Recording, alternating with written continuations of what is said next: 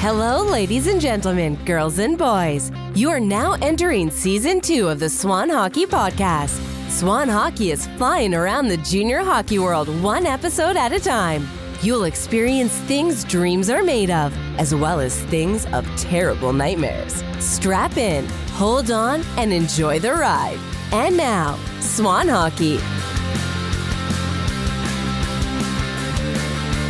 What's going on, everyone? Welcome back to another episode of Swan Hockey. We are in Season 2. I am Eric Swanick, and today we are joined by Bryan Erikson, the general manager and head coach of the Northeast Generals in the North American Hockey League. Bryan, what's going on? Eric, how you doing? Great to be here. Thanks for having me on. I appreciate it. Yeah, thanks for coming on. And before we even get into it, for everybody listening, Bryan got me bad about a month ago in the rink. I'm standing there in the rink, and I feel a tap on my shoulder, and I full turn. Look, nobody there. Turn to the other side. There's Bryan standing there with a gigantic smile on his face. Got me bad. Like a child playing a little game. That's what I do. And I saw this creep standing by himself at the Jersey rink, and it's always good to see you down there, and it was nice catching up. We hadn't talked in a little while, so it was really good to see and catch back up. Yeah, no, for sure. I was laughing because that's something I would do to somebody. So I don't even know if I told you, but like when I turned and I saw nobody there, again, that's something I would do to somebody. My first reaction was, "Oh shit!" And then I turn around and there you are. But yeah, moron. What is that? I said I'm a moron. What are you gonna do?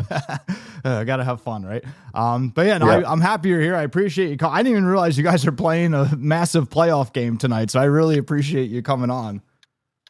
Oh, listen, it's fine. We've done all our work. At the end of the day, we still got just nervous energy to kill. It's really just about the guys and playing a good hockey game tonight against Rochester and see where it happens, right? But, our job isn't so serious that I can't take a half an hour out to talk to a friend on a podcast. It's just not that big of a deal. I appreciate it. And I think that's something, and I think we talked about it the other day, like that's something that I feel like so many people are losing sight of, is that this game is supposed to be fun. I feel like the stress and anxiety is taking over so many players and their situation, and it shouldn't be like that. Like everybody plays, like you grow up wanting to play in the NHL because you want to do this for a living because it's fun, you love it. And I feel like so many people are losing the fun along the way.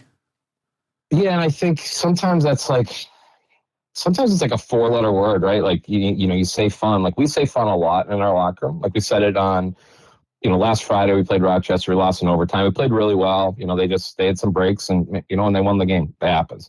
And then Tuesday we kind of came out, I don't know, we were playing tight. And I just said I'm like, guys, let's have fun. Like, let's get back. Let's just not make this, not be afraid to fail. Like if you're afraid to fail, you're not having fun. And if you're not having fun, you're not getting better. Like the whole reason why we play or coach or do any of this stuff is to have fun, is because we want to have fun at the next level and we want to find our next level. And, same thing for coaches. And at the end of the day, when you're laughing and smiling, you're going to improve a lot quicker than when you're miserable, yelling and, gripping your stick too tight. So, that's our message again tonight. Like we have our backs are against the wall. We lose, our season's over, but let's go out having fun. I don't want to go out all tight and nervous. And that's the way we practice. That's what we talk about. We talk about getting out of, this kind of habit of self-sabotage that kids can get into, right? Where we remember the bad plays instead of focusing on how good we can be and how much fun we can have. And it's much more fun to play not afraid to make a mistake. Like go out there excited to make a play. Don't go out there like all tight and all loose, because then you're kind of useless to me. And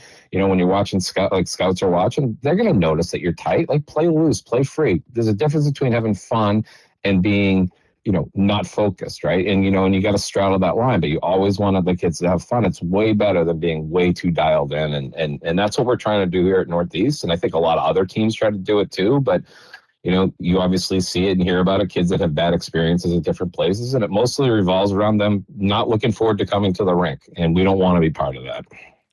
Yeah, absolutely. And another interesting thing off that is the preparation. I feel like so many players psych themselves out before a big game. And I remember talking to a player years ago and he's like, man, my practices are great. He's like, but my my games, I just can't bring it. I don't know why. I'm doing everything right. I got my diet on point. I'm eating this at this time on game day, and this is what time I take my nap. This is what time I wake up. This is what time I start stretching. This is the stretches I do. He's like, I'm doing everything right, and I just can't bring it. I'm like, okay, so you feel good at practices though? He's like, yeah, I feel great, and I'm playing great. I said, okay, what do you do on practice day? He's like, what do you mean? I'm like, well, you just told me everything you do on a game day. What do you do on a practice day? He's like, I don't know. I kind of just get ready and do it. I'm like, okay, so you mean to tell me you do something every single day, and then come the big day, the game day, you do something completely different, and you want to know why you feel weird? And he's like, well, now that you put it like that, he's like, result. I get it. Well, and that's the hard part. Like, right, everybody has their routines, and, we've talked about this, I think you and I, but I've talked about it with a lot of parents too, is like, there's all this pressure kids put on themselves, parents put on them, coaches put on them, advisors put on them, friends put on them, teammates. And what it is every kid expects to have their best game every day. Nobody ever expects to have their worst game, right? And that should be the way it is. But the reality is we have just as many worst games as we do best games. So instead of focusing on what we can do to just be repeatable, right? So you have these habits and these things that work for you so you have a good practice. So we need to just continue that. We don't need to change what's working, right? And for me, like if my team we're loose and we're winning games, like, well, that's what should be working, right? If you're up 2-0 and you blow a 2-0 lead and you're down now 3-2 going into the third, playing tight isn't going to get you back into the game. Playing loose and getting back to what works is. So for each kid, it's kind of finding that unlock, right? And so kids can feel some freedom in practices to make mistakes, to fuck up basically. And we should allow that, but we can't then go into a game and not allow mistakes. Like we can't, because then you're changing the whole game and the way the kids need to play it. Like we understand failure is part of hockey. It's the one game where one team fails and another team succeeds pretty regularly, shift to shift. And the idea is not to beat kids up about the mistakes. It's about eliminating that mistake and changing it, right? We say fail differently a lot here, right? Like you say, like, hey, let's make mistakes, but let's try to keep it out of the middle of the ice, or let's try to get pucks deep, or, whatever we're trying to do to get to it, right? And the easiest way to get back to having fun is by playing that loose style, and then also by just getting back to basics. Like hitting a kid feels good, blocking a shot feels good, chipping a puck to an area for your teammate feels good. It's not all about, dangling a kid and scoring goals and all of that. It's about building that trust that you have with your coach and your teammates, about building that trust in yourself that even when you don't quote unquote have it that day, you're not at your quote best, you are able to impact the game, and you can always do that with your energy and your effort. So if you practice that way, you're going to play that way a lot more often than if all of a sudden, to your point, you have some preparation that you do, Monday through Thursday, and then something completely different for Friday or Saturday, and you're expecting different results. That's madness to me. Yeah. And and the other thing too is people have to remember it's a game. You could do everything right and still get burned or still make a mistake, right? Like somebody's coming down on you, they throw a really good head fake and a cut and you lose your positioning. Like sometimes it's not as much of a mistake on your end as that person just threw an elite level move and they just flat out beat you. That's why it's a game, right? Like that stuff happens and people need to like not harp on that kind of stuff either. Yeah, I mean, we played Rochester last Saturday. We lost, I think it was 3-0 with an empty netter, and they played better than us.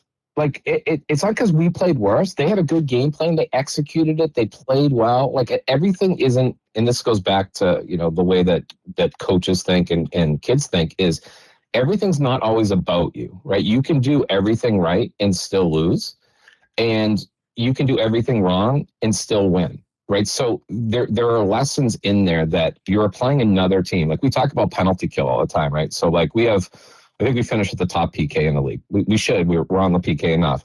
But, we finished at the top PK in the league. And, and sometimes the kids will come back like, the other team scored. Like, what happened? I'm like, they had 5 guys on the ice.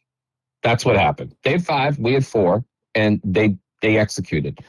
Sometimes It's just simply, you got to give the other team credit for when they do things that are good.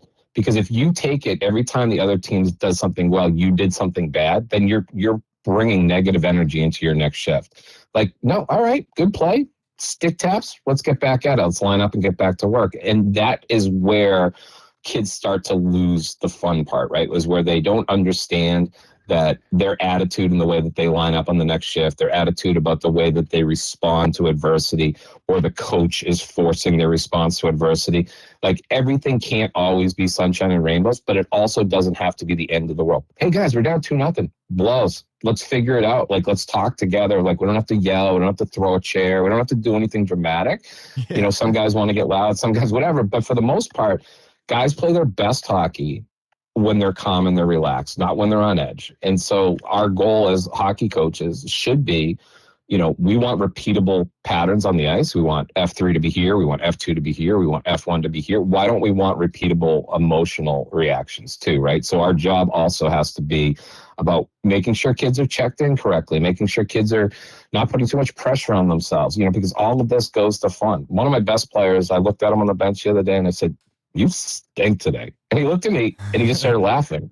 And I go, "You don't stink. You're awesome. Go out there and have fun." Jeez. I go, "What's going on? Like, you're tight." And he's like, "I know." He's like, "Well, I keep making mistakes." I go, "Well, the best way to make another mistake is to be afraid of making another mistake. So let's just go out there and play your game. You've played this game for 19 years. You're going to have a great shift next shift."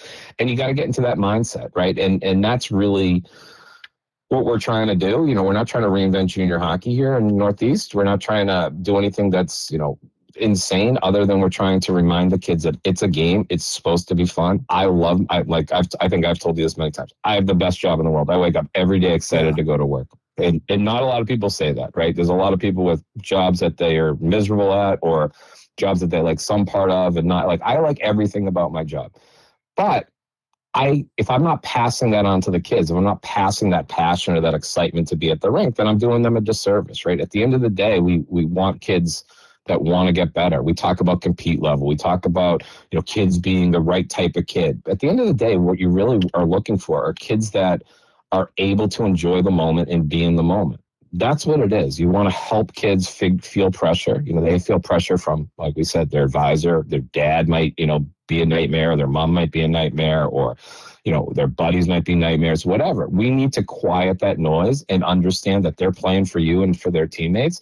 And if you're creating an environment that is bent upon 100% failure, meaning like, I can't fail, then you're not putting kids in a position to have success and not putting in a position to kids to have fun. And we're trying to do something a little different here, where it's not all fun. I do yell, like I absolutely do yell. I do get mad at my guys. But the point isn't to beat them up consistently about it, because at the end of the day, we all have to move on and start to play our game at some point. And by beating kids up verbally isn't really helpful. You know, and that's really what you try to do, because to your point, like, we say the word fun all the time here. It sometimes can have a 4-letter word, but like, if you're looking forward to coming to the rink at practice at 8 a.m, you're going to get better. If you are dreading going to the rink at 8 a.m, you are not going to get better as much as the kid that's looking forward to it. It's really simple math. And we want to try to get kids to understand that. You know, if you're at Sacred Heart and you're scratched 10 games out of 12, yeah, it's hard to have fun, but you got to remember, when you get on the ice, you having fun is going to probably lead the coach to notice that you're having fun, notice that you're playing loose, playing, you know, ready to focus. If you're tight, he's going to be like, yeah, he's not ready to help us, going to make mistakes. You know, you see, so there is a definite correlation between playing more and playing well to having fun, right? Now, the levels of fun are different, right? And you can have fun while being locked in. You can have fun while executing. You can have fun while playing just as hard or just as smart as somebody else. It doesn't have to be, oh, I'm too loose. No, it can be, no, I need to be the right amount of loose so that I can enjoy this game that we're playing.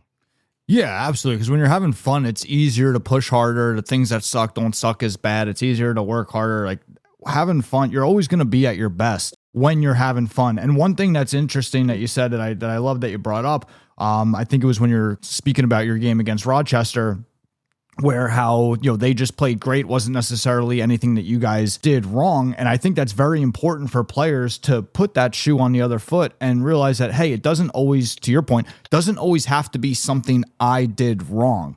Like, we don't have to feed off of, oh, I messed this up. How do I, you know, right now you're in that negative space and you're like, all right, how do I improve this? I messed this up. Where if you look at it more like you can drive off of other people's success. Like most people out there have probably been in some kind of little friendly battle with a good friend or a sibling where it's like, oh, that person just really did something really good.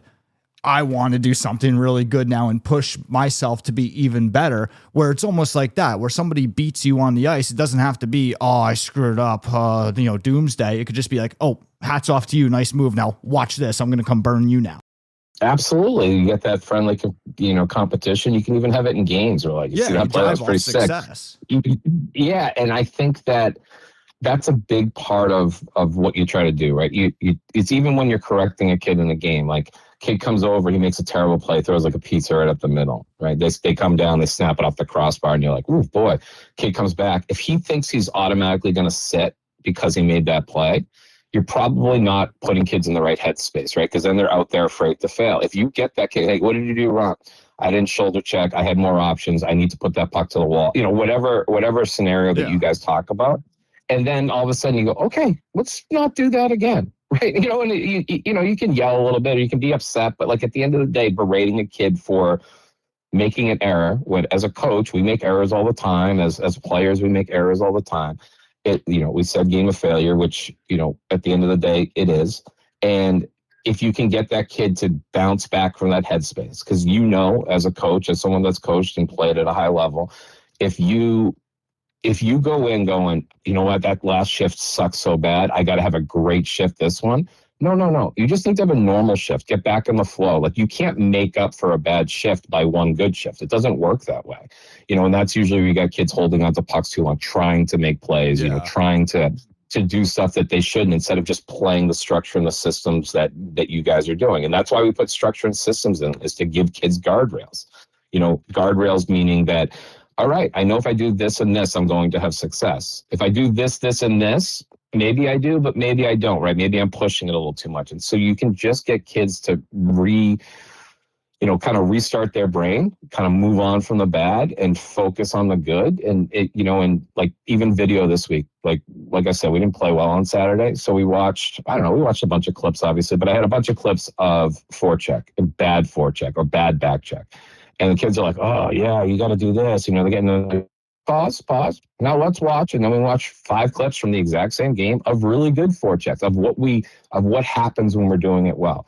It's very easy to show just the good or just the bad, but I think you really need to show kids like, hey, this is what happens when we're playing well. This is what happens when we're not playing well. And it's okay. But like, what's the differences between the two? I'm not shoulder checking. I'm rushing stuff. I'm not looking through my read. Yeah.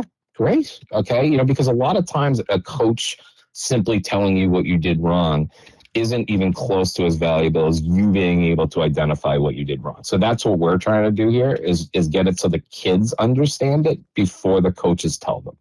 Right. And that ultimately, it doesn't feel like you're being blamed. It feels like you're finding the solution. Right. You don't feel like coach is singling you out. You're going down. You're like, hey, what did you say? Coach, I saw a bad play. Like when I looked back on video, I had way more time, way more space. But when I was there, I had a kid coming down on me. I couldn't see clearly past him. I couldn't see my winger wasn't communicating with. Great. Let's have that conversation. Let's talk about your wingers coming low. Let's talk about your wingers talking to you. Let's make sure we're verbalizing. Yeah, it was a bad play, but there's other factors that go into it. And let's just go out there now that you know what to try to look for the next time. Hopefully you'll make the right play. And it's just a simple mindset shift that, for me, like if I go into tonight's game and I go, guys, we're down 2-0, and if we lose tonight, the season's over. Yeah, no shit, coach. Like everyone knows that. Like, so me beating them up about that, like, yeah, are we going to want to play with a little bit more desperation? Are we going to want, there's the same reason why as a coach, it gets frustrating. You play a game and you play 2 terrible periods and you're down, 2-0. And all of a sudden, the third, you do everything. There's a little desperation in that game. And you're like, why couldn't we just do that in the beginning of the game? Well, that's not the way it works, right? We're trying to figure out the kids' mindsets. We're trying to figure out kids in general. You see it in the NHL. You see it in college. You see it at the NA. You see it in the NA3. You see it in the EHL. All kids go through the same mental hurdles, and our job as coaches is to help them push past that. And hopefully tonight, we can kind of flush a little bit of the bad that we had from Saturday and really focus on the good. Like we lost in overtime on Friday and we played a really good hockey game. I didn't think I don't like the word deserve because I don't think that's the right term, but like I thought we played very well enough to win in regulation. But because you lost in overtime, it doesn't take any, it's a more valuable, it's still a win. Like we beat Maine, I think 8-2 in one of the games. It didn't mean anything more. It's no different than a 1-0 game or a 4 overtime win or anything, right? But it can feel like it matters more. And our jobs as coaches is to kind of be like, yeah, just turn the page, move on, guys. Let's focus on a couple little things. Yeah, stay level-headed. And as a coach, I don't always. I can be a maniac sometimes. I throw stuff on the ice. Like I can be a little bit weird. But for the most part, it's always about. Not long ago. I might have thrown an some stuff on the ice. Might have thrown some stuff, but that was more about protecting my guys. And was it the right decision? No. But you wake up the next day and you go, yeah, that wasn't great. But just like with a kid, you move on, right? Like you face your consequences and then you move on. You don't beat the kid up or yourself up for months because then you're not giving the kids what they need. You just got to go, yeah, I made a mistake. I reacted in a way that wasn't professional, same way kids can do, and go, hey, I'm the one that's supposed to be setting the tone. I got to be better, right? And ultimately you just have conversations with the kids and they go, oh, coach, it's okay. No, yeah, it's okay. We're not saying it's not, but what I'm saying is next time I need to deal with it this way. And you guys need to understand that it's okay for an adult to stand in front of you and say they messed up. There's nothing wrong with that. And just like we're expecting kids to admit their mistakes, and then all of a sudden you have a coach that goes, I coached a perfect game, but you guys lost today. Like, okay, that's super helpful. Thanks, coach. We want to make sure we have kids that go, oh, coach is admitting that game plan wasn't great. Or you have a drill in practice and you're excited about it. You drew it up and you go out and it blows. And you got to be able to blow the whistle and go, oh, well, that sucked. It wasn't what I wanted. Let's try something different. Or we can spend 40 minutes trying to get some drill because my ego calls for it to work. Like we don't need that. We still need to focus and we need to prove to kids that we're willing to be wrong. And that goes back to something that you and I have always talked about, which is being honest with kids, looking kids in the eye and having hard, honest conversations. And if you're not willing to have those hard, honest conversations with yourself, then you certainly can't have them with the kids, right? Like if I'm asking kids to stand up and take accountability, then I need to stand up and take accountability. If I want kids to have fun when they're here, then I need to have fun when they're here. I can't yell at kids to have fun. That's insane. Like have fun. I told you, it's right? like that family. Do you watch Family Guy? Oh, of course. And that's exactly what I was thinking about. That one, Peter's like, because we're having these golf. He's like, because we're having fun. We're having fun. Because we're having fun, goddamn. Yeah. And like, guys, everybody relax. Like I remember we had a really bad period a couple of weeks ago and I go, I get in the locker room, everybody's kind of, they're barking a little bit, snipping, they're just like, and I go, well, that stuck. And everybody started laughing and I'm like, yeah, like there's nothing else to say, guys. What do you want me to come in and like, if I have to come in every time and yell or kick a barrel or motivate you, you're not playing the sport for the right reason. You have to be self-motivated. And I have to talk to these kids at games. We're at game 65. So that means that pre-game, after the first period, after the second period, after the game, 4 times a game, that's 300 times I got to hear my stupid voice.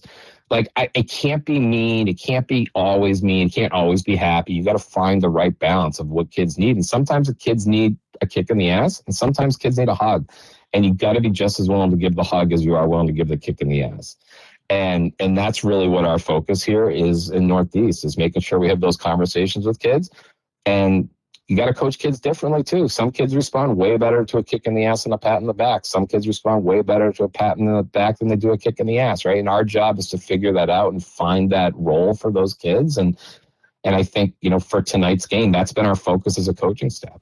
How do we unlock the gear of them just going out there and leaving it on the ice? That's it, right? If we lose tonight and our season's over, it would suck because I love this group and I've loved every minute of coaching them.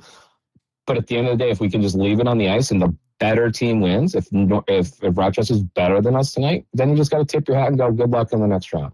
You don't want to have kids leave with regrets because that's where you get miserable or not having fun or not enjoying yourself.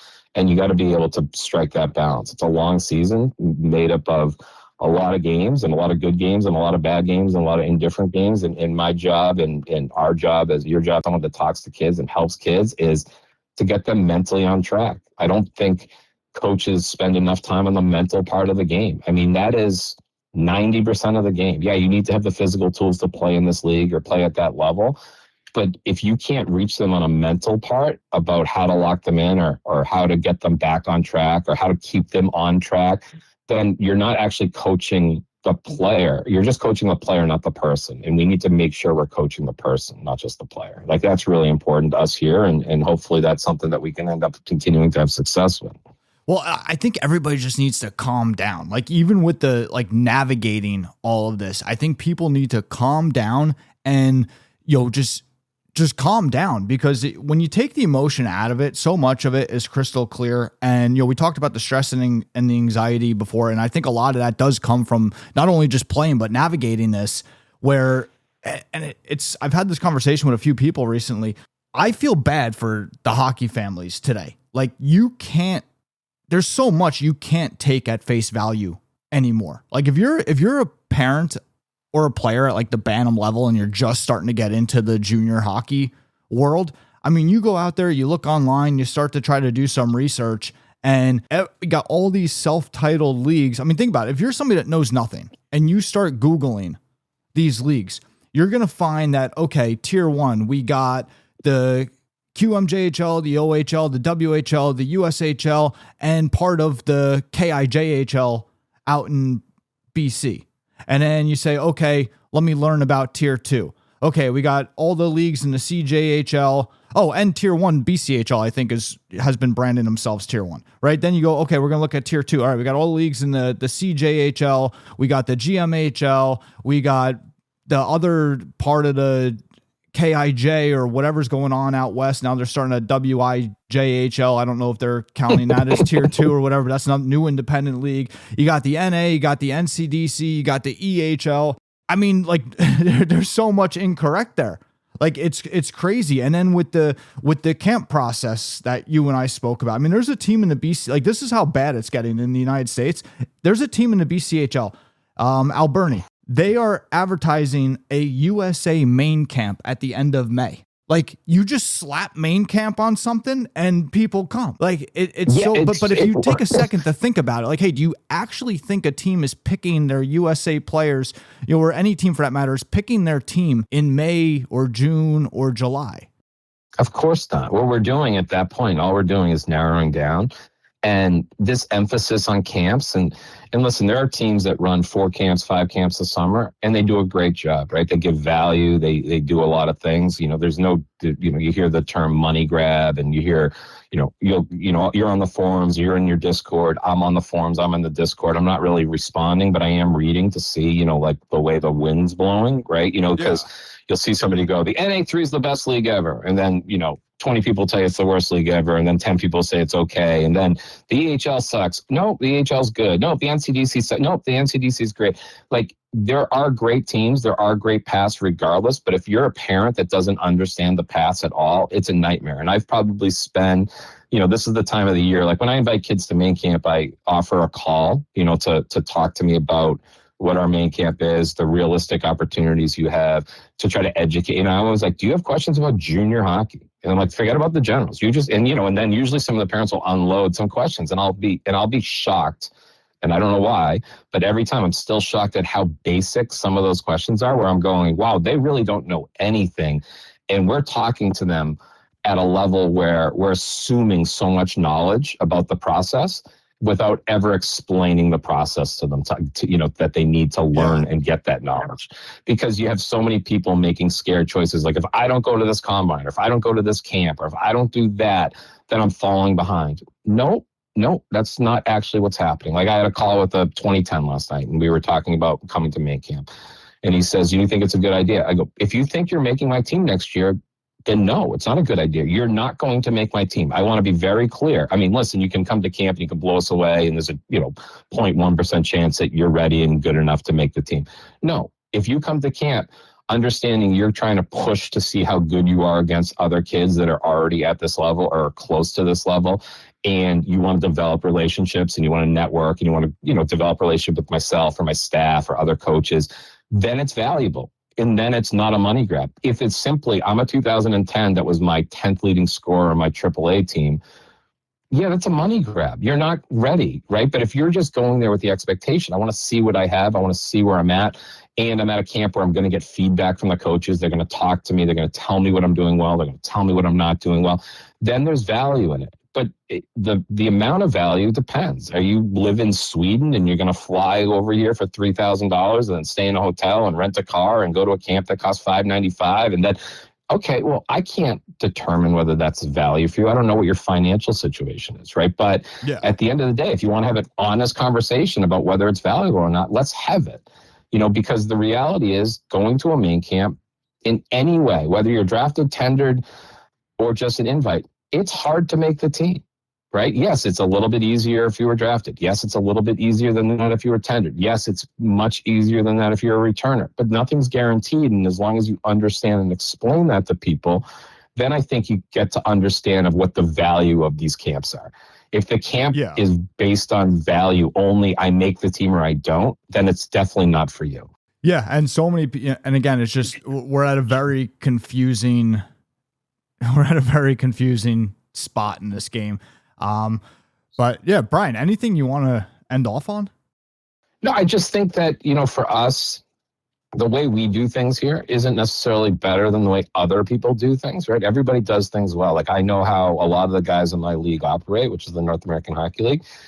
I know that we talked about NCDC and EHL. Like these are all good leagues and all good options for kids. It's not about being a good option. It's about being the right option, right? And just like for me, being my 13th or 14th forward, is that good for you? Or are you better off being in the NA3 or the NCDC or whatever league, being the fourth forward? Now, the answer isn't simple, right? Because some kids learn and get better at practice every day, and they're going to get better in that compete. And they're better off being in that environment, understanding when they're going to play, when they're not going to play.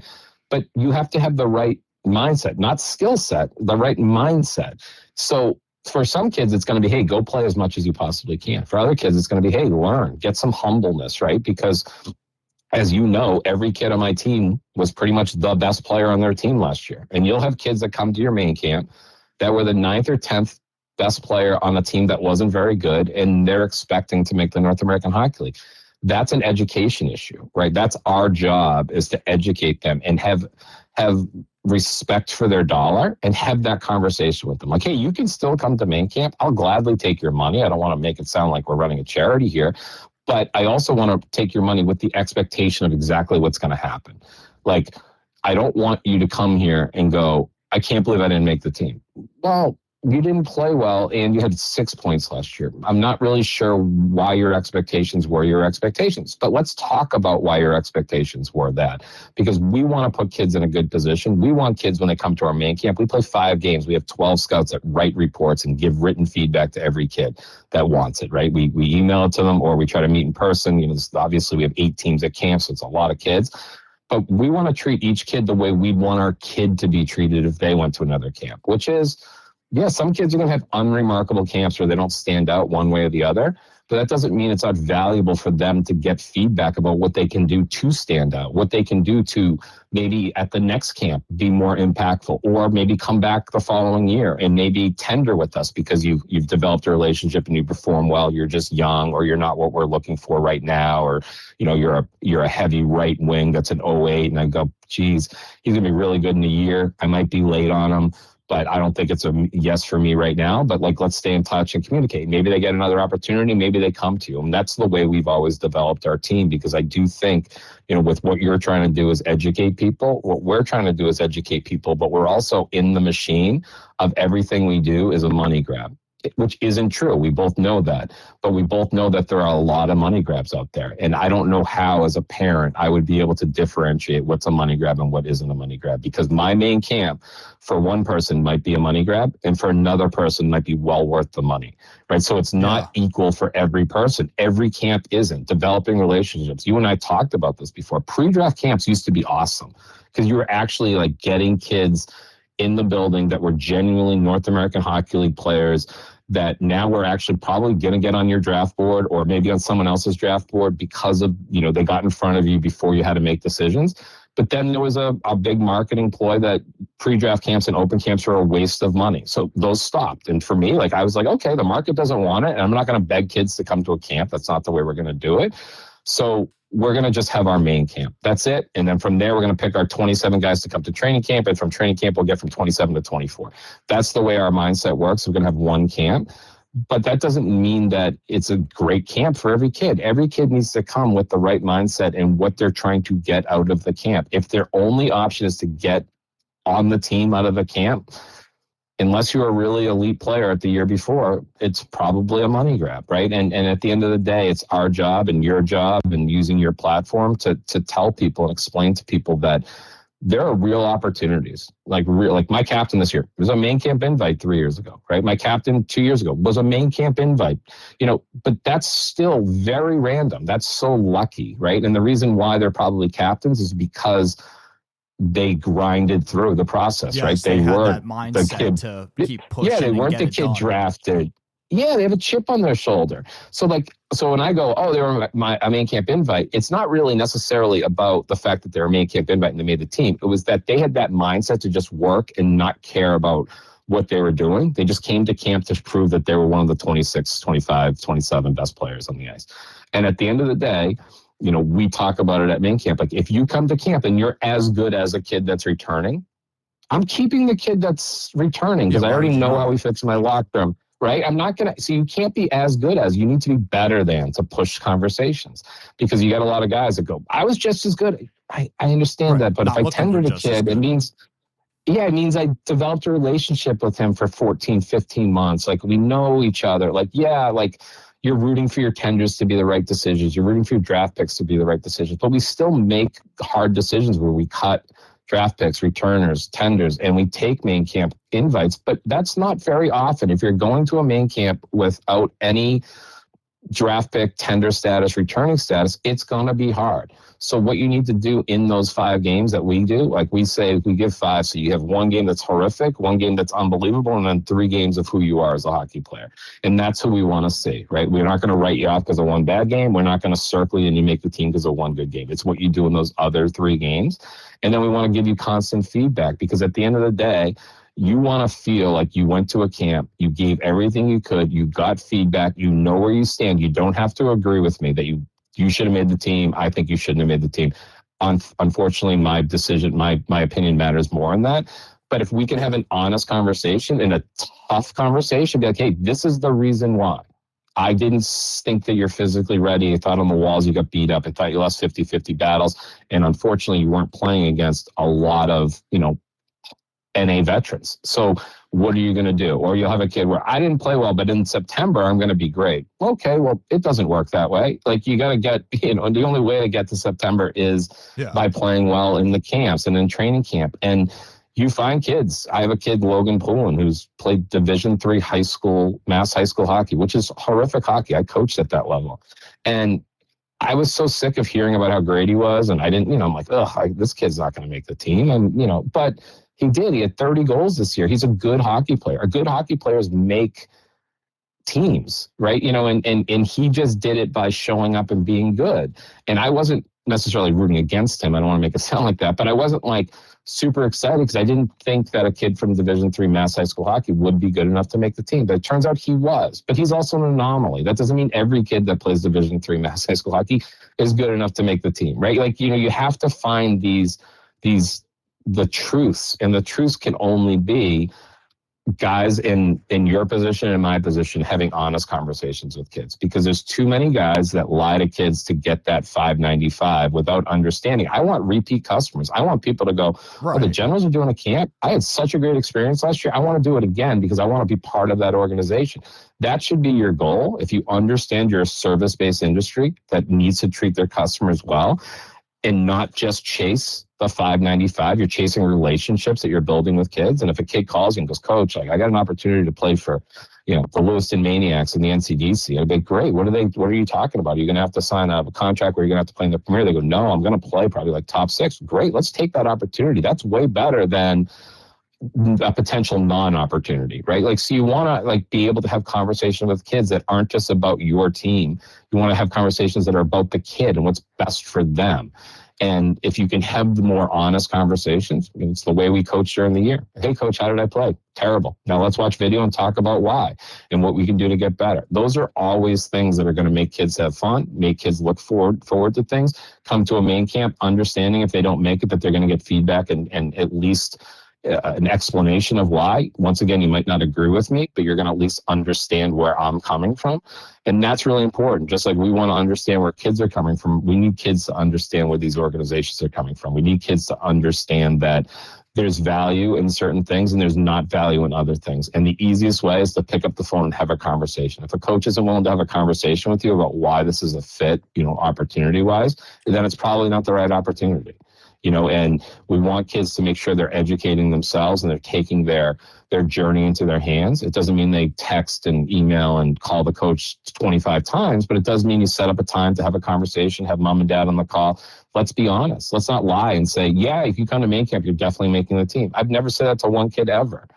Right? Like I don't even say that to my returners. So if I say that to a kid that had 7 points at AAA, what? Like, what's happening? Like, you should be able to see through that as a parent. But unfortunately, as parents, we all put stock in our kids playing their best game at every moment. We never put stock in them playing like what an average game would be. So we think Johnny's going to be. Yeah, they're consistent level. And I used to give talks around and for youth hockey, and I'd always say, like, every time you go to the rink, you expect your kid to play the best game they've ever played. You never expect them to play the worst game they've ever played. But the truth of the matter is they've played as many worst games as they've played best games. So I don't know why we're naturally going. It's because it's hope, because we want them to do this. Yes. But the reality is they are who they are when they're not playing their best or playing their worst, when they're in that middle.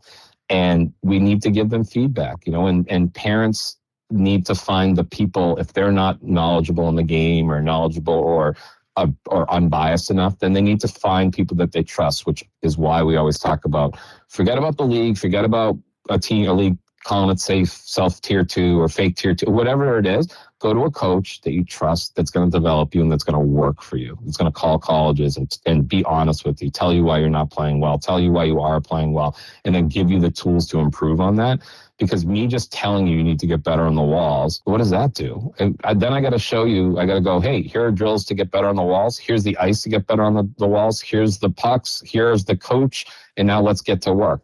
Without that, the person's not going to get better. They just know what they need to do better, but you're not giving them the opportunity to actually improve. So I do think that, we are doing a disservice by not educating everybody.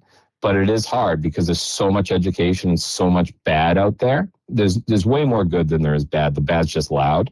And, I look at that as like a political thing too. Like, not everybody's bad on either side. Just the loud people are the ones that are annoying. And the same thing happens in hockey, is that you have a lot of guys or organizations that are in it to make money, which I find to be awesome. If you can figure out a way to make money in junior hockey, please share. But the idea is, like, we come to the rink ready to go. Like, we're 8 hours away from puck drop. I haven't been able to sleep all night because I'm so excited about this game. Not nervous, excited. I'm excited about the kids having an opportunity to put on their best performance in front of college scouts. And at the end of the day, that's how we're going to go to the rink. And hopefully we have success. And if not, I know if every kid shows up to the rink ready to work and ready to have fun and ready to be bought in, they're going to have success at whatever their next level is. If they come in with doomsday and I stink and he stinks and all that, they're not going to have success at the next level. You need them to understand what they need to do mentally and physically to get checked in every day. And same thing at camp, same thing during spring tournaments, and that's a whole nother animal that we could talk about for days. But the idea is, like, be a kid first. Understand, like, be a human. Don't be a hockey player. Be a kid. Have fun. Be a kid that can put the skates away. Be a kid that can go hang out with your buddies. And then when it's time to work, be ready to work. There's a difference between those two things. It's okay to have fun. It's okay to play other sports. You should be doing other things. You should be... Every time you go on the ice shouldn't be about getting better. Sometimes it should just be about having fun with your buddies, right? But you got to find that balance between keeping that enjoyment of the game alive. And I think guys like you, really help push that positive narrative. And I'm incredibly appreciative and grateful that you've given the people this Discord and your little, your little weirdo videos where you're like pushing the camera into your face and, like saying some weird stuff. But like at the end of the day, it's education, and people are going to take it that actually understand it. And the people that don't think it applies to them are going to ignore it, and they won't realize it was good advice until they go through it. And that's okay too, right? It's our job to give that advice. It's not our job to tell them when to take it. And unfortunately, some people have to figure that out on their own. But the more honest we can be and the more open conversations we can have, the more people that can make the right decisions, especially in this crazy expensive sport that we all love. Yeah, there's so much great in this game. And that's one of my biggest messages to players and families is like, hey, this doesn't have to be as crazy as so many people make it. It doesn't have to be as time consuming as so many people make it. It doesn't have to be as expensive as so many people make it. It doesn't have to be as chaotic, as so many people make it. Like, there's so much great in this game. Just kind of calm down. Hockey's no different than anything else in life. Look at it through the same lens that you look through everything else, and it'll kind of become crystal clear, and just have fun with it. Have fun with it. And guys, let us know what you think. Hop in the Discord. The conversation always continues in the Discord. If you're not in the Discord already, you can get there from the link in the description of this episode. And Bryan, thank you so much again for doing this, and good luck tonight. Thanks, Swan. I really appreciate your time. Anything you ever need, you know where I am. Yeah, I appreciate it. Same here. Sounds good. And guys, until next time, I will see you guys soon. Thank you for listening to this episode of the Swan Hockey Podcast. We remind you that season pass points are available to listeners. For more information, please visit www.swanhockey.io. Until next time.